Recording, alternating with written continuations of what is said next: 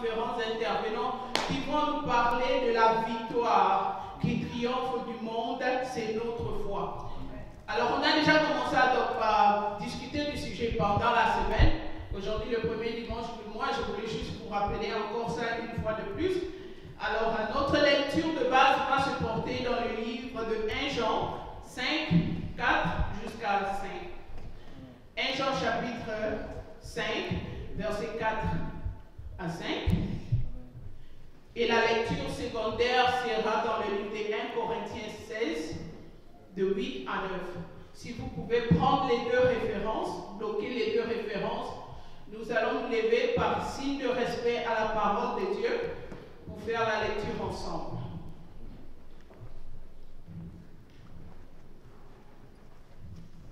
Alors, la première lecture, nous allons la faire dans 1 Jean 5, du verset 4 au verset 5.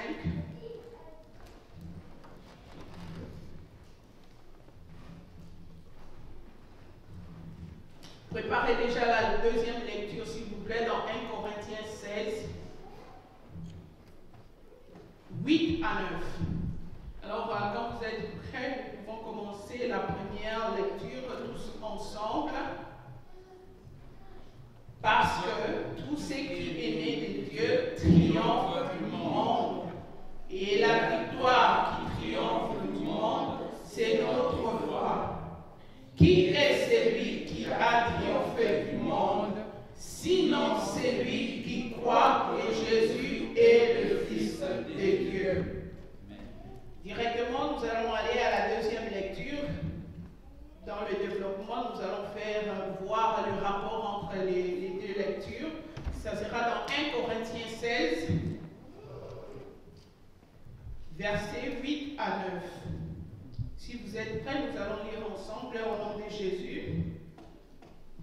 Je resterai néanmoins à Éphèse jusqu'à la Pentecôte, car une porte grande et un accès efficace et les adversaires sont nombreux. Amen. Et acclamons la parole de Dieu. La parole de Dieu. Veuillez vous asseoir, s'il vous plaît. Merci pour votre présence à tous. Merci pour le temps que vous avez pu de venir nous réunir ensemble, de créer cette ambiance en Jésus, parce que la Bible déclare qu'il est doux et agréable pour que les enfants de Dieu de se réunir ensemble. C'est là que le Seigneur déverse ses bénédictions. Amen. Nous sommes tous bénis en ce lieu parce que la présence du Saint-Esprit est ici. Amen. La présence du Saint-Esprit est ici. Nous sommes tous bénis. Disposons nos cœurs à entendre la parole de Dieu. Alors, dans la lecture que nous venons de faire, dans le premier texte que nous venons de faire dans 1 Jean 5, de 4 à 5, c'est vraiment des courts versets. Il n'y a pas vraiment beaucoup de lignes dans ces versets. Mais quand nous examinons ce texte, nous voyons qu'il y a un mot qui se répète au moins 3 fois dans ces deux courts versets, qui est le terme triompher du monde. C'est utilisé 3 fois, 2 fois dans le verset 4 et 1 fois dans le verset 5. Alors, à présent, c'est ça au fait le thème clé, triompher du monde. C'est le thème clé dans ce chapitre que nous allons essayer un peu d'étudier au fait. C'est quoi triompher du monde? Et en plus de cela, dans ce texte, l'apôtre Jean nous présente les types de personnes qui triomphent du monde. Parce que ce n'est pas n'importe qui, ce n'est pas tout le monde qui triomphe du monde. Cela nous est présenté dans ce court texte que nous venons de lire, très riche. Et en même temps, on nous présente aussi les caractéristiques de ceux-là qui triomphent du monde. Alors nous allons les voir tous ensemble. Sans plus tarder un peu pour essayer de paraphraser ce que nous venons de lire, le premier texte, vraiment, l'évangile de Jean nous présente triompher du monde. Le quoi, notre quoi ici, c'est triompher du monde. Le qui triomphe du monde, ce sont ceux qui sont nés de Dieu. Et le comment, c'est par notre foi en Jésus. Ceci est présenté dans ce texte. Maintenant, avant d'aller plus loin, moi je vous poserai peut-être la question de savoir, c'est quoi triompher du monde? Parce que c'est un terme vaste, c'est un terme qui comprend beaucoup de choses. On ne peut pas juste prendre pour acquis qu'on sait c'est quoi triompher du monde. Lorsqu'on ne connaît pas quelque chose, souvent, on se retrouve à dire oui à une question qu'on doit dire non. Ou on se retrouve à dire non à une question qu'on est supposé dire oui. Pourquoi? Parce que nous n'avons pas la connaissance ou nous n'avons pas bien compris la chose. D'où l'importance de la connaissance. C'est ainsi que la Bible dirait que mon peuple périt à cause de manque de connaissance. Alors, il n'y a pas d'excuse au manque de connaissance. Il n'y a pas d'excuse parce que je ne sais pas, je ne peux pas périr. La Bible ne le dit pas. Tu ne sais pas, tu péris, ça ne prend que toi. Donc, voilà pourquoi c'est important d'abord, avant d'exploiter ces textes, de comprendre que c'est notre foi qui triomphe du monde. C'est quoi triompher du monde? Qui triomphe du monde?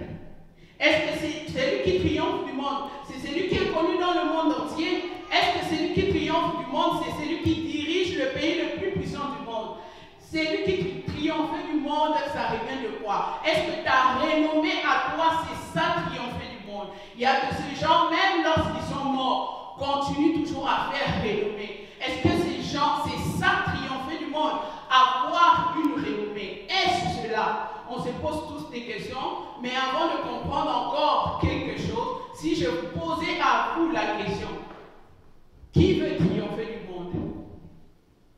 Nous sommes dans la présence de Dieu, soyons libres, ce n'est pas un piège. Qui veut triompher du monde? Qui désire triompher du monde? Amen. Amen. Amen. Nous désirons tous triompher du monde. La prochaine question serait à vous poser, c'est quoi alors triompher du monde? Nous voulons triompher du monde, mais c'est quoi triompher du monde? Il y a tellement beaucoup de définitions qui peuvent entrer cela. Dans ça, j'imagine que si vous avez répondu que vous voulez triompher du monde, c'est que vous connaissez de quoi s'agit-il triompher du monde. On va peut-être décortiquer, parce que le mot triompher, parfois ça peut être intimidant. Donc on va dire triompher, c'est vraiment vaincre. Donc vaincre quelque chose, c'est ça triompher. Maintenant, il nous reste juste le mot monde, qu'on peut chercher, peut-être essayer de décortiquer ensemble. On sait déjà que le premier mot c'est vaincre. Maintenant, le monde dont il s'agit ici, de quoi s'agit-il? Triompher du monde, c'est quoi? Gagner la surface de la terre, être reconnu, vaincre une maladie qui nous attaque, n'importe quelle idée. Toutes les idées sont bonnes. Il n'y a pas de mauvaise réponse. Oui, sœur Claudine. Amen. On va applaudir pour la sœur Claudine. Amen, amen. Vaincre le péché. Qui peut ajouter? Y a-t-il quelqu'un? Maman Micheline. Vaincre la chair et ses désirs. Amen, amen, amen, amen, amen, amen, amen. Quelqu'un d'autre peut ajouter quelque chose d'autre? Vaincre tout ce qui est du ténèbre. Tout ce qui est du ténèbre. Avoir la crainte de Dieu. Amen, amen, amen. On va applaudir pour nous-mêmes. Parce que nous savons ce que nous voulons. Jésus-Christ avait dit à la Samaritaine que vous ne connaissez pas celui que vous êtes en train d'adorer et nous connaissons. La connaissance, c'est important. Je rends grâce à Dieu parce que tous les éléments de réponse que vous avez apportés sont essentiels à la définition de vaincre, triompher le monde. Au fait, Maman Micheline l'a dit, sœur Claudie, toutes ces réponses vont ensemble. Donc, triompher du monde, le monde en tant que soi, on a déjà compris pour un peu résumer. Triompher, c'est vaincre. Le monde, on sait que c'est cet espace, c'est bien décrit dans le contexte, dans les chapitres des gens. C'est cet espace terrien dans lequel nous vivons, ou qui ne nous appartient pas. Ça, vous pouvez voir dans Jean 15, 19. Et cet espace dans lequel nous vivons, qui ne nous appartient pas et qui renferme des tribulations, des tourments, des adversités, des difficultés. Jean 16, 33. La convoitise de la chair, la convoitise des yeux et l'orgueil de la vie. C'est ça, au fait, c'est ça le monde. Toutes vos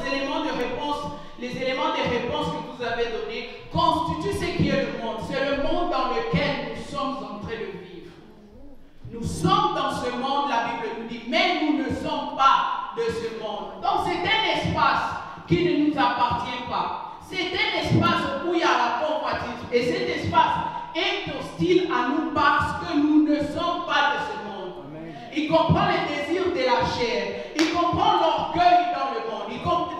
Le monde comprend la jalousie. Le monde comprend le mensonge, la fornication, la masturbation, tout ce qui est dans le monde. Et dans ce monde où nous sommes pas de ce monde, nous vivons dans ça. Tout ceci constitue ce qu'on appelle des adversités. Tout ceci sont contre nous parce que nous ne sommes pas d'ici. Jésus nous a tirés du monde. Il nous a dit qu'ils ne vont pas vous aimer parce que vous n'êtes pas du monde. Parce que si vous étiez du monde, ils devaient vous aimer. Amen. Jésus nous a tirés de cette hostilité qui est l'adversité autour de nous. Mais nous devons faire face à ça. Amen. Parce que nous y vivons. Nous devons faire face. Nous devons faire face. Nous devons en tout cas remporter le défi de cette adversité. Tout ce qui est autour de nous que nous voyons. Le mensonge, tout ça. Les enfants de Dieu, nous sommes au milieu de ça. Nous devons faire face à cela. Dans 1 Jean 2, 15 à 16, la définition de vaincre le monde, nous avons défini triompher, c'est vaincre. Nous avons défini le monde. Jean nous dit que celui qui triomphe du monde, c'est celui qui n'aime pas le monde et tout ce qu'il renferme.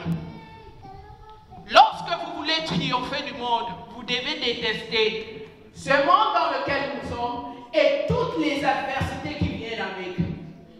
C'est ça, celui qui triomphe du monde. Et malgré toutes ces adversités, malgré la direction dans laquelle le gouvernement, les hommes, les occultistes, c'est là qui combattent l'évangile de Jésus, nous amènent, nous ne devons pas aimer cela. Et nous ne devons pas nous conformer à cela. Nous devons marcher selon les commandements des dieux. Dans un monde qui ne nous appartient pas, nous avons notre constitution. Et notre constitution, c'est la parole des dieux. Amen. Amen. Qui a compris? Amen. Amen. Que gloire soit rendue à Dieu. C'est important que nous puissions comprendre cela. C'est quoi le monde et pourquoi? C'est quoi en fait le monde? C'est quoi vaincre le monde? Donc c'est ça. À chaque fois que tu te lèves le matin, tu as cette tentation de commettre le mal. Et tu te lèves, tu dis au nom de Jésus, je ne vais pas le faire. Tu es en train de vaincre le monde. À chaque fois que tu te lèves, tu vois tout ce qui se propose au-devant de toi comme péché. Tu résistes. Tu es en train de vaincre le monde au nom de Jésus. Amen. Amen. Mais pourquoi devons-nous vaincre ce monde alors? On peut juste aussi se conformer. Pourquoi nous devons vaincre le monde? N'importe qui, vous pouvez balancer une réponse.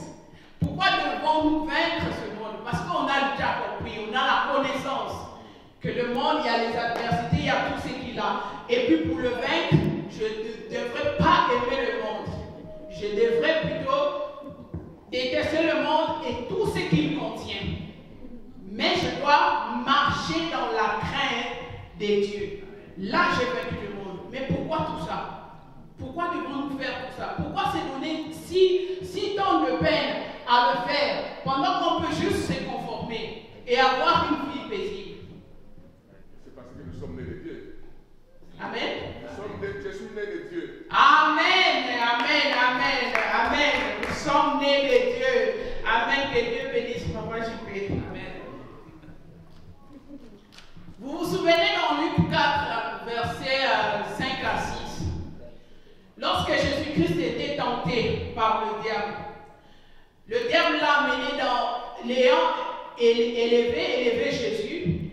Il lui montre en un seul instant tout le royaume de la terre, tout le monde entier. Il dit à Jésus, je te donnerai ceci et la gloire de ce royaume, car elle m'a été donnée. Et je la donne à qui je veux. Amen. Le Le monde, il y a quelqu'un qui s'est approprié de ce monde et qui donne à qui il veut. Il ne nous appartient pas. Voilà pourquoi nous devons vaincre ce monde. Nous devons le vaincre. Il n'est pas à nous. C'est un ennemi. Le monde est un ennemi. Amen. Alors, quand vous vous retrouvez avec un ennemi, c'est soit ta vie, soit sa vie. Alors, si nous ne faisons pas cet effort de vaincre le monde qui est un ennemi pour nous, qu'est-ce qui se passe? Le monde va nous vaincre. Le monde va nous vaincre. Dans 1 Jean 2, la parole de Dieu dit, si quelqu'un aime le monde, l'amour du Père n'est point en lui.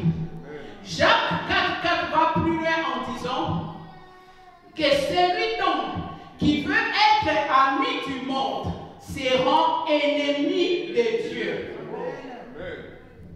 Quelqu'un n'a pas compris.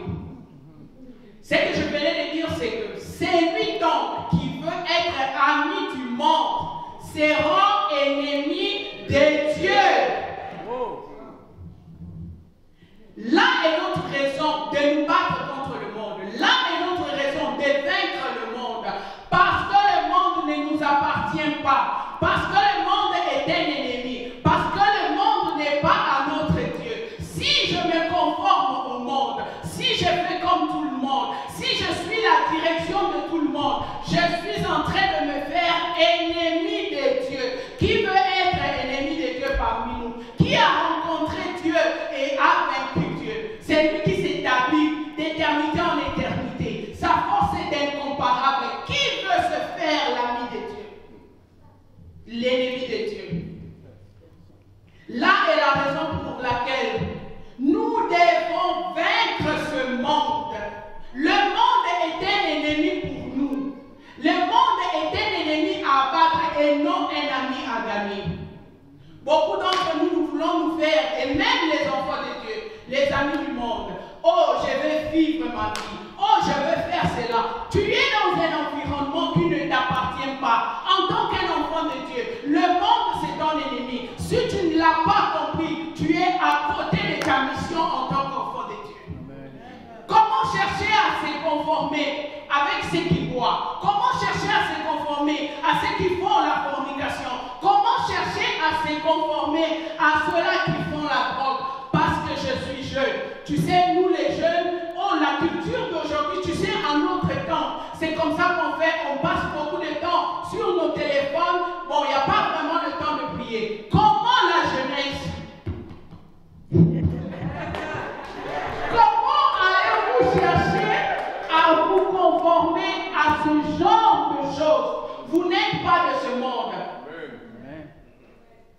C'est pas parce que vous êtes jeune que la parole de Dieu ne s'applique pas à vous.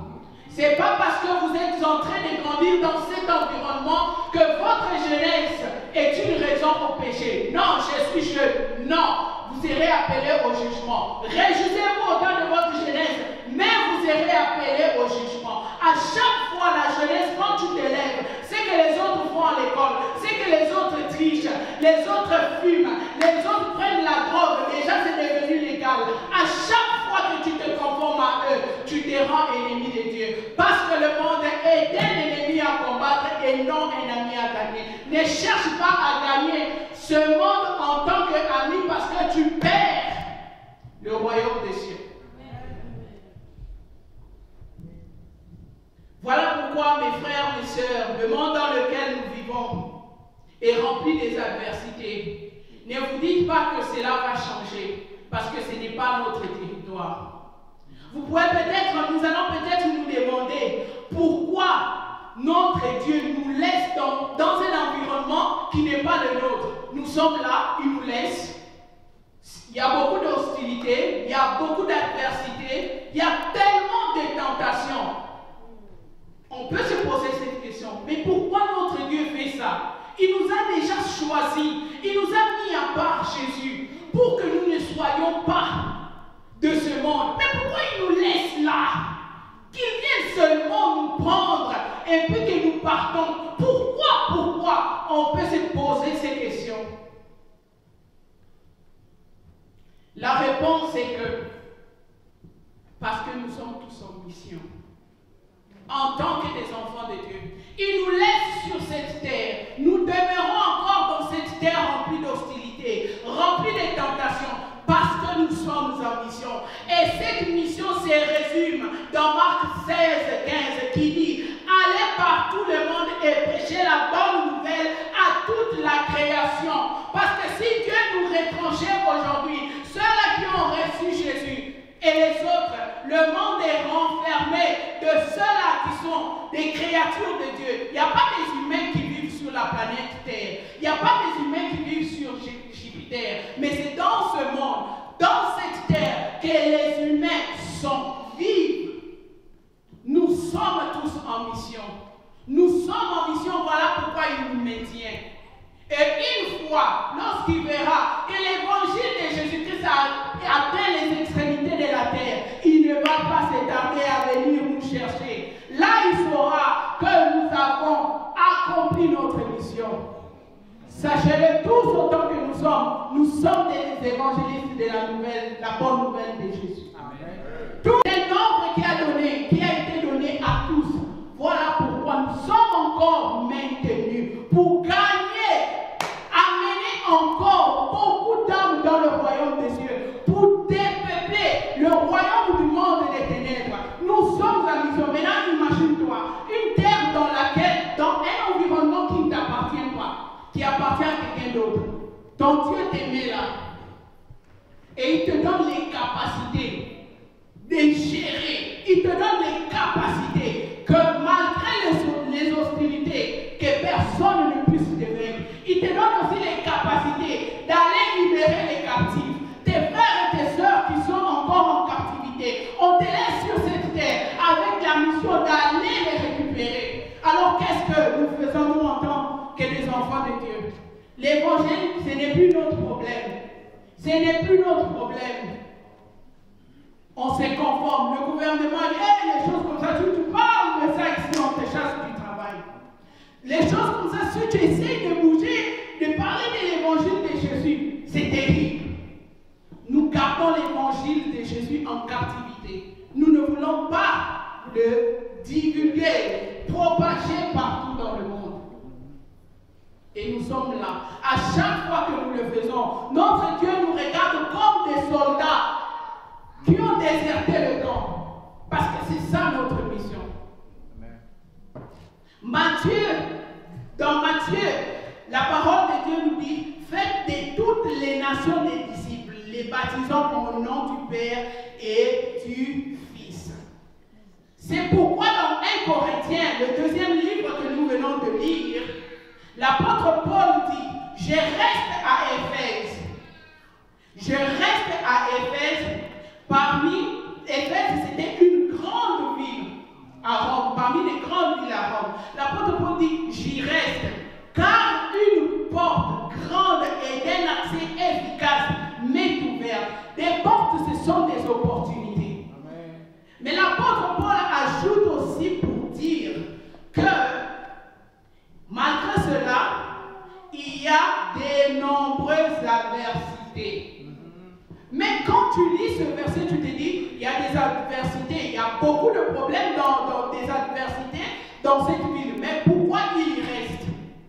Parce que l'apôtre Paul n'a pas regardé les adversités comme un problème. Parce qu'il avait la confiance que la puissance qu'il a en lui est capable de vaincre ces adversités. Ce qui était important, c'est saisir les portes d'opportunité pour propager l'évangile. Ce qui était important, c'est saisir ces opportunités, toutes les portes des vrais, de prêcher la parole, l'évangile de Jésus. C'était des opportunités qui étaient ouvertes là au-devant de lui.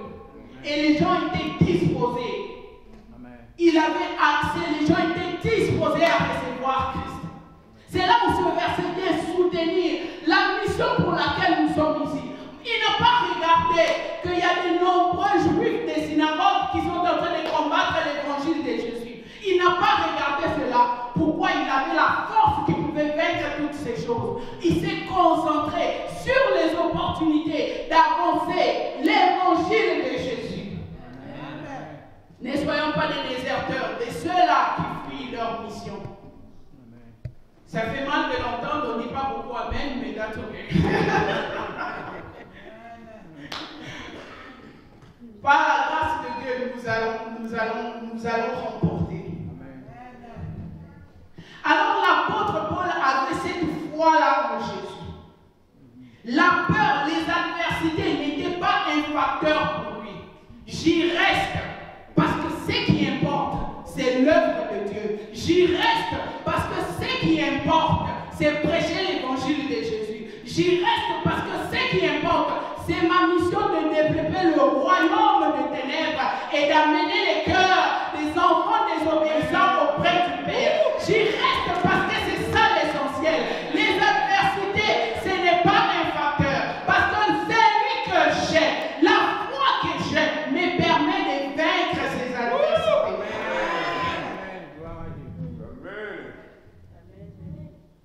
C'est important, mes frères et sœurs, c'est important que nous puissions vaincre ces adversités pour faire le travail de Dieu, pour prêcher l'évangile de Dieu, pour servir Dieu. Nous devons vaincre les adversités. Comment vis-tu dans le mensonge continuel et tu comptes servir Dieu dans le mensonge? Ça ne marche pas.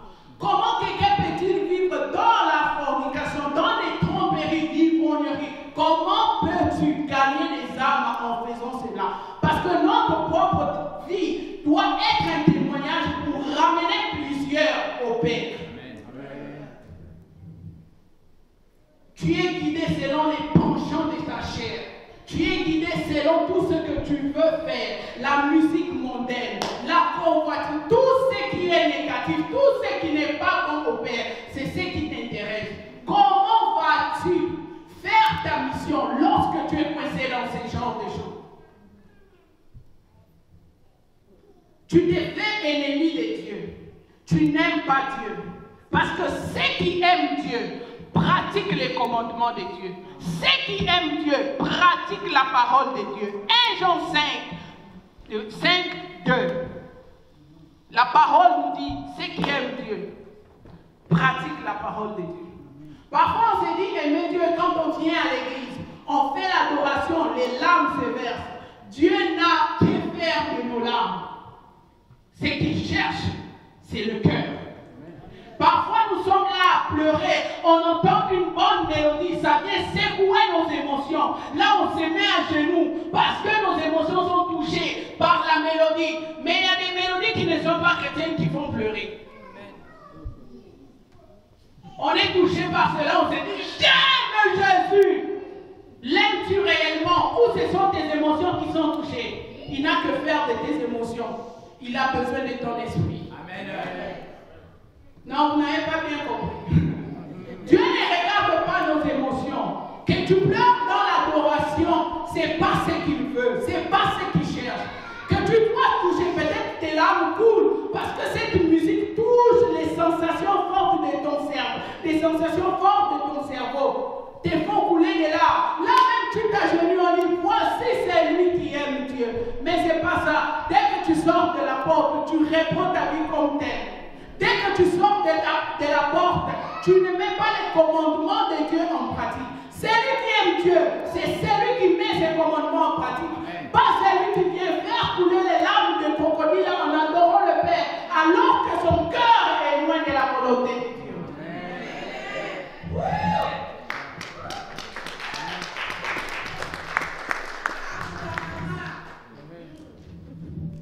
Frères et sœurs, et maintenant que nous avons compris c'est quoi vaincre le monde, que nous avons compris c'est quoi ce qui consiste à vaincre le monde,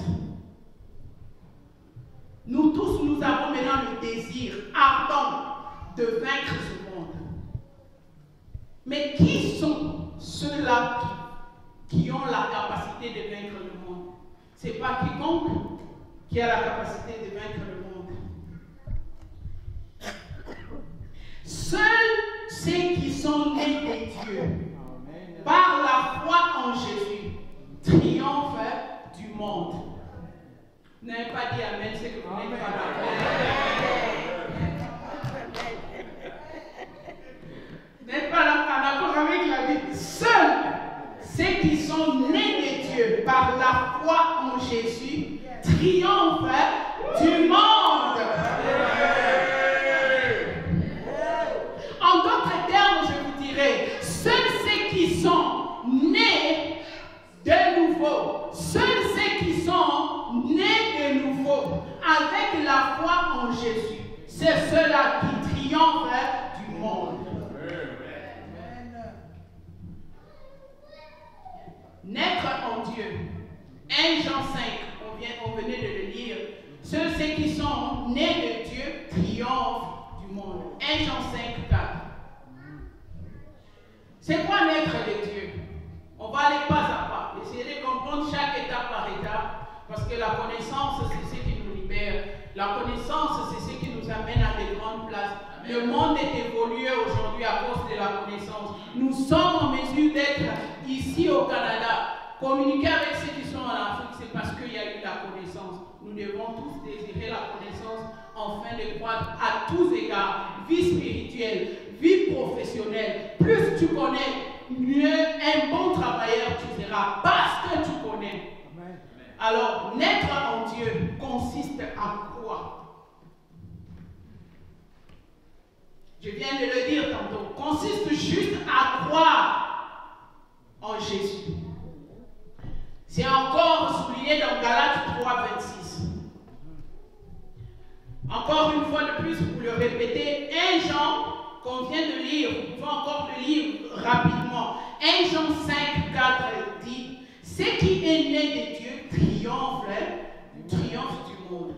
Quand vous allez dans le verset 5, toujours 1 Jean 5 à 5, on nous donne encore plus d'informations. C'est lui qui triomphe du monde et c'est lui qui croit que Jésus est le Fils de Dieu. Amen. Là, c'est la connaissance. Désirons tous la connaissance. Ceux qui triomphent du monde sont ceux-là qui sont appelés fils de Dieu. Ceux qui triomphent du monde sont ceux-là qui croient que Jésus est fils de Dieu. Dans 2 Corinthiens 5, 17, la parole dit, nous confirmons que si quelqu'un est en Christ, il est une nouvelle créature. Ceux qui sont nés de Dieu sont des nouvelles créatures en Jésus. Et voici, toute chose est devenue nouvelle. Ceux-là qui triomphent du monde en d'autres mots sont ceux-là qui sont nés de Dieu en Jésus. Ceux-là qui ont reconnu que Jésus est le Fils de Dieu. C'est ceux-là, c'est cette catégorie de personnes qui triomphent du monde. Triompher du monde n'est pas donné à tout le monde. Triompher du monde n'est pas donné aux millionnaires parce qu'ils sont riches, n'est pas donné aux savants parce qu'ils ont trop de sagesse. Mais triompher du monde, c'est à la catégorie des gens qui sont nés de Dieu. Donc, qui ont accepté que Jésus-Christ est le Fils de Dieu. C'est ça qui nous rappelle un peu à la conversation que Jésus a eue avec Nicodème.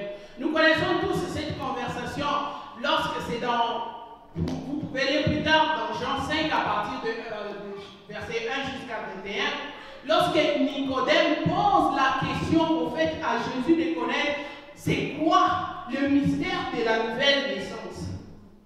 Nicodème dit personne ne peut faire, a reconnu en Jésus que personne ne peut faire ces choses si Dieu n'est pas avec toi. Toi, tu as Dieu à cause des choses que tu peux faire. Jésus lui répond et dit, à moins de naître de nouveau, personne ne peut avoir le royaume des cieux. Nicodème, malgré qu'il était un docteur de la loi, connaissait, il avait la maîtrise de la loi en Israël. Voilà pourquoi gagner le monde ne vient pas avec la connaissance de ce monde, tout ce qu'on peut avoir comme richesse. Nicodème ne pouvait pas, mais il n'a pas compris ce mystère. C'est quoi naître de nouveau? Là, Jésus-Christ lui dit, à moins de naître de nouveau, comment? Là, Nicodème pose la question, comment un homme peut-il naître quand il est déjà vieux? Jésus lui répond, à moins de naître d'eau et d'esprit, on ne peut pas pas entrer dans le royaume des dieux. Jésus répond de lui-même, à moins de naître d'eau et d'esprit.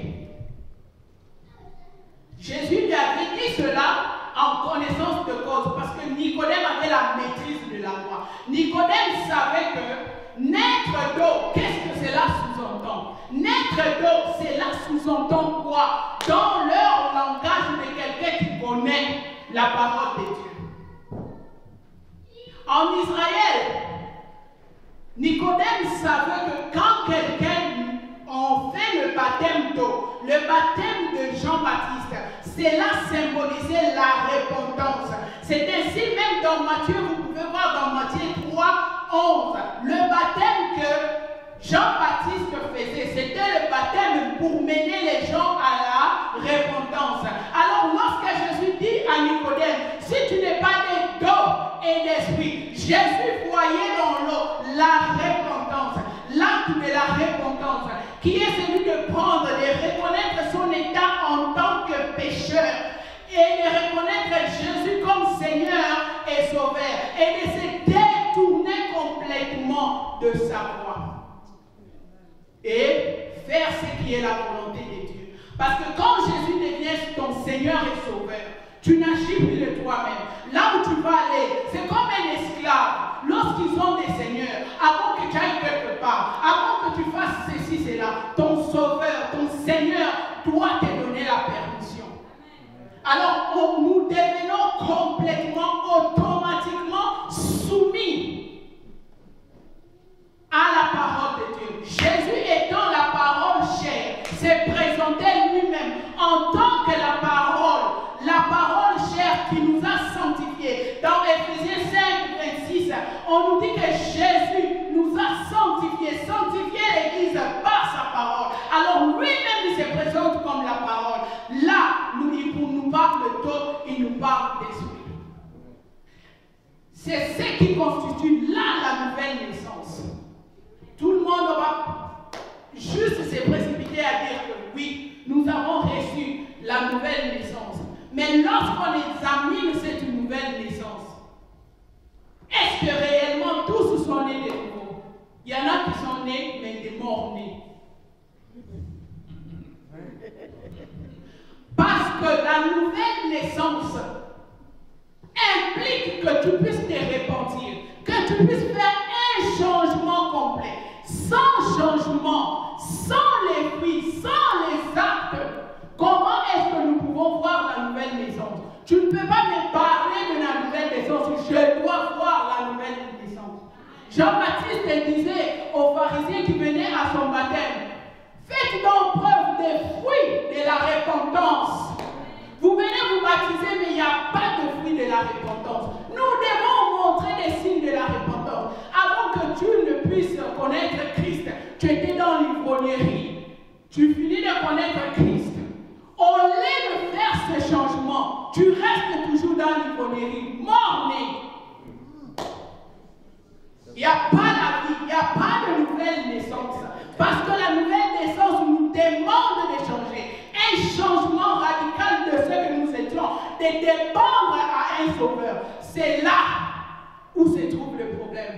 Il y en a d'autres qui sont comme des graines bouillies. On plante. Vous allez attendre une graine bouillie pour qu'elle pousse et ne poussera pas. Soyons des graines fraîches que lorsqu'on jette la nouvelle naissance, nous fait pourrir et nous sommes capables de régénérer comme des plantes agréables à voir. La nouvelle naissance demande à ce que tu tues ton comportement. La nouvelle naissance demande à ce que tu puisses pourrir, que ceux qui sont autour de toi, qui étaient tes amis, lorsqu'ils te regardent, ils te trouvent boring parce que tu ne fais plus les choses comme eux. Là est la nouvelle naissance. Tu es en train de pourrir, oui, pour la gloire de Dieu. Tu es en train de pourrir pour donner une plante fraîche que le Père va adorer. Amen, amen, amen.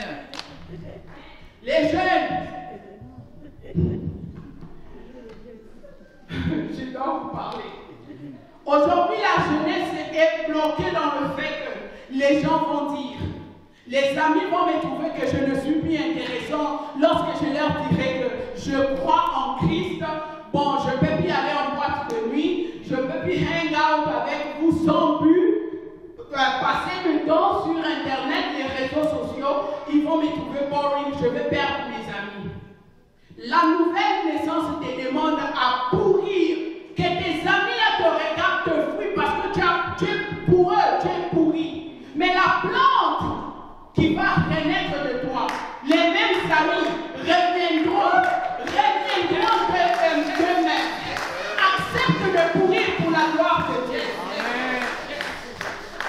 Dans notre famille, on célèbre, on fait toujours on célèbre la Noël, tout ça, et puis, à un moment donné, on le fait chez les parents, tout le monde s'est réuni, on célèbre là toute la soirée. Alors, à un moment donné, un jour, bon, tout le monde a décidé que non, dans la famille, que la fête de Noël va se passer chez nous. J'ai dit, vous êtes sûr? Oui. Vous venez? Oui. Maman vient? Oui. Tel vient? Oui. Ok. Ils sont venus. Nous avons commencé la fête. On n'a même pas atteint, il y avait la nourriture. J'ai préparé, j'ai loué la fontaine de chocolat, fromage, tout genre de choses que je sais qu'ils aiment. 23 heures n'avaient même pas encore atteint, maman dormait dans la chaise. 23 heures, on n'était même pas à 23 heures, que ceux qui étaient sur leur téléphone commençaient à fouiller les choses. Là, je me dis, qu'est-ce qui ne va pas? Il n'y a pas l'essence. Il n'y a pas l'essence qui fait circuler une fête. Il n'y a pas l'essence qui donne la force à une fête. Il n'y a pas de boisson. Maintenant, tu veux qu'on fasse quoi? Depuis qu'on est là, c'est Alléluia, Alléluia. Maintenant, tu veux que les gens aient raison de dormir. Oui, c'est ça. Et prochaine Noël, expressement, j'ai demandé, revenez. Oh non, on ne revient plus. On ne revient plus. Et depuis ce jour-là, on ne célèbre plus chez nous. Pourquoi? Parce qu'on a pourri. Nous sommes pourris. Et ils ne peuvent plus rester avec nous parce que nous sommes ennuyants. Il n'y a pas d'alcool, il n'y a pas de musique qui font vibrer le corps, tout ça. Nous chantons Alléluia. On était là à la piste, il n'y avait que moi et les enfants qui dansons, personne ne danse, et puis les gens sont partis dormir. Oui, il faut accepter ça. Oui, il faut accepter de devenir boring, mais plaire à mon Père. C'est ça la nouvelle naissance.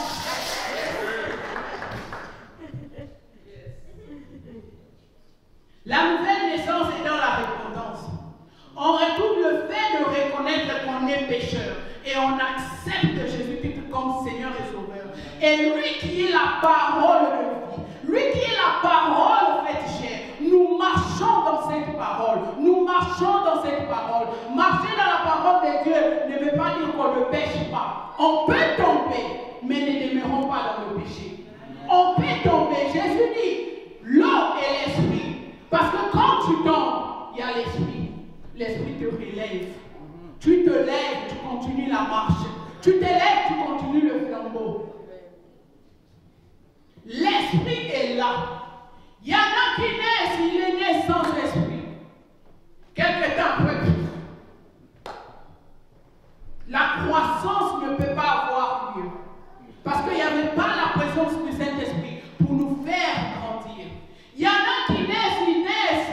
La nouvelle naissance, au lieu de démarrer, il retourne dans son état initial pire. Mort-né. Comment est-ce qu'un mort-né peut-il grandir? Est-ce qu'un mort-né a-t-il la vie? Et là, on se retrouve dans des églises où les gens ne progressent pas spirituellement. Ça fait 10 ans que tu es là, tu es au même niveau. Ça fait 10 ans que tu es là, 20 ans, 30 ans. Il n'y a pas de progrès. Bien normal. Qu'est-ce qui s'est passé? Les morts ne progressent pas. Ils sont morts. Des grains bouillis ne donnent pas de fruits. Des grains bouillis depuis que le monde est mort. Dieu, lorsqu'il avait créé au commencement, que ce soit à l'homme et la femme, il a dit, portez des fruits, multipliez-vous, multipliez-vous, même aux plantes, même aux animaux, même à toute créature, il a donné ce pouvoir, multipliez-vous. multipliez-vous. Comment nous trouvons des chrétiens? Depuis que nous sommes là, il n'y a pas de signe. Il n'y a rien qui montre que la nouvelle naissance a eu lieu. Il n'y a rien qui montre que nous sommes en train de nous multiplier. Spirituellement, il n'y a rien de tout ça là. Comment pouvons-nous parler d'une nouvelle naissance effective? Parce que c'est ceux qui sont nés de Dieu. C'est ceux qui sont nés de Dieu qui triomphent du monde. Voilà pourquoi il y a des chrétiens qui sont coincés dans la dépendance de la drogue. Il est chrétien. Fornication, mais il est chrétien. Escroquerie, mais il est chrétien. Il n'arrive pas à vaincre. Qu'est-ce qui s'est passé dans ta nouvelle naissance? Est-ce que la nouvelle naissance a vraiment pris part? Est-ce que le Saint-Esprit, parce que c'est comme papa, tu as la parole de Dieu, Jésus-Christ lui-même, et le Saint-Esprit, maman, ensemble, c'est ce qui te permet de naître de nouveau, tel que Jésus l'a dit. Quand il y a un élément qui manque, dans la naissance d'un enfant, l'enfant sort avec des défauts, l'enfant sort avec des déformités. Parce que quelque part, il y a eu quelque chose qui a manqué. En tant qu'enfant de Dieu, nous voulons triompher du monde. Nous voulons triompher de ce monde rempli d'adversité. Notre Dieu ne nous a pas laissés seuls. Il nous a donné la provision de prendre Jésus comme Seigneur et Sauveur, d'ancrer notre foi en ces Jésus-là. Et la provision du Saint-Esprit, nous allons triompher du monde. Il n'y a rien qui te sera incapable. Il n'y aura rien qui va te dépasser avec ces choses en toi. Le ciel sera ta limite comme on le dit. Lorsque ces choses demeurent en toi, montrant dans les fruits de la repentance, même si c'est dur, oui, tu es en train de pourrir. Quand un membre est en train de pourrir, ça ne fait pas beau, ça ne fait pas bien au cœur, mais ça plaît à celui-là qui t'accueille dans sa demeure. Amen. Gloire à Dieu. Gloire à l'agneau de Dieu. En tant que des personnes qui sont nées de nouveau, nous devons nous unir à Christ. Nous devons nous unir complètement à Christ. Nous devons être dissous dans Christ. C'est comme le sucre. Tu le prends, tu mets dans l'eau, tourne. L'eau devient sucrée. Est-ce que tu peux dissocier le sucre de l'eau? Notre comportement doit être dissous dans le comportement, dans la nature du Christ.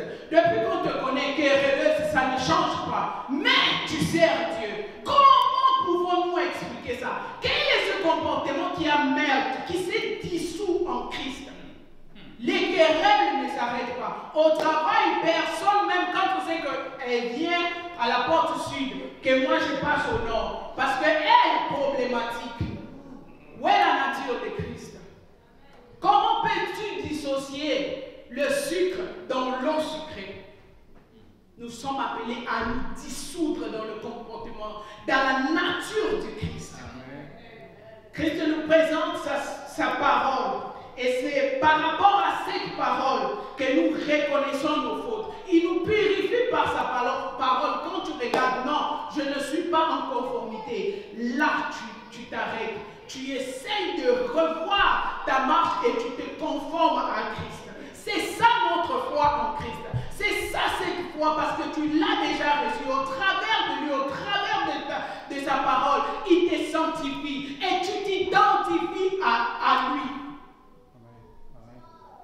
Là, tu vas vaincre le monde. Amen. Gloire à Dieu. Ainsi, de nos jours, comme je disais, des enfants de Dieu, nous devons revoir. Nous devons revoir. Lorsque j'ai eu cette nouvelle naissance, comment ça? Qu'est-ce qui manque? Qu'est-ce qui manque aux composantes de ma nouvelle naissance? Est-ce qu'il me manque le Saint-Esprit? Tu ne pourras pas grandir. C'est le Saint-Esprit qui te donne direction. Jésus, ce n'était pas par hasard. Il a révélé beaucoup de choses à Nicodème. C'est par ce Saint-Esprit qui te donne maintenant la force d'épouser. Non, voici le discernement. Non, tu vois cette tactique du monde là, c'est pour te corrompre. Ne tombe pas là-bas. Tu vois cet ami qui t'a appelé à 16h.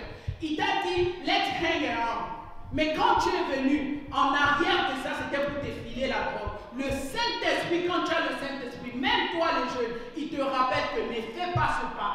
Parce que c'est lui le révélateur. C'est lui l'esprit de discernement. Amen. Désirons le Saint-Esprit. Quand nous faisons nos prières, le Saint-Esprit doit être là. Parce que même si tu as reçu la nouvelle naissance, tu dois croître. Et c'est l'esprit qui convainc de l'avènement du Christ. Christ nous a dit, je ne vous laisse pas seul. Il y aura un autre qui va vous rappeler de mes paroles-là. Il ne parlera pas de lui, mais il parlera de moi. Moi, la parole de vie. Moi, la parole, le chemin, la vérité, la vie. Il parlera de moi. Désirons le Saint-Esprit. Désirons le Saint-Esprit dans nos vies pour croître. Désirons le Saint-Esprit pour vivre et continuer dans cet élan nouveau de nous qui avons reçu Christ comme Maître et Sauveur. Ne prétendons pas nous appeler les enfants de Dieu pendant que nous ne sommes pas. Il y a beaucoup qui sont à l'église. Je suis enfant de Dieu. Pour comment? Mes parents ont toujours prié. Je suis né d'une famille chrétienne. Non, tu prétends être enfant de Dieu. Jean-Baptiste avait regardé ces pharisiens, il dit, vous êtes en train de prétendre d'être de la race d'Abraham. Mais le Père qui est aux cieux, il peut même transformer les pierres et les faire les fils d'Abraham. Ne prétendons pas d'être enfants de Dieu parce que nous venons à l'église chaque jour. Ne prétendons pas d'être enfants de Dieu parce que nous sommes nés de familles chrétiennes. Ne prétendons pas. Non, c'est pas ça, être de Dieu. C'est pas ça, servir Dieu. C'est pas ça, naître de Dieu. C'est ainsi que nous voyons les chrétiens tomber chaque jour. Tomber chaque jour. Et là, on commence à chasser les démons. Parfois, les démons se disent, ok, ils nous donnent gloire parce que dans toutes choses, on nous chasse. Vous nous donnez plus de pouvoir que nous avons. Parfois, la faute, ce n'est même pas les démons et les pauvres liens. Même là où il n'y a pas les liens, nous amenons les liens. Oh, papa n'a été. Non. Est-ce que la nouvelle naissance a pu parler? Tu ne peux pas parler de vaincre le monde si tu n'es pas enfant de Dieu. Si tu n'as jamais accepté de ta bouche et cru dans ton cœur que Jésus-Christ est le Fils de Dieu, ces choses de vaincre le monde ne te concernent pas. Tu es hors sujet, tu es hors discussion. En conclusion, mes frères et sœurs, triompher du monde, c'est tout simplement ne pas aimer le monde et ce qui le renferme. C'est plutôt marcher dans le commandement de Dieu. Triompher du monde, c'est la conséquence, c'est un bénéfice des enfants de Dieu. Parce que les enfants de Dieu sont ceux qui ont cru en Jésus-Christ, sont ceux qui marchent qui ont l'eau et l'esprit. Et dans l'eau, nous voyons la repentance sincère en Jésus et soumettre sa vie complètement. C'est ça notre foi au fait. C'est ça notre foi. Soumettre notre vie complètement en Jésus. C'est ça cette foi en Jésus qui nous fait vaincre du monde. Nous allons nous lever en prière.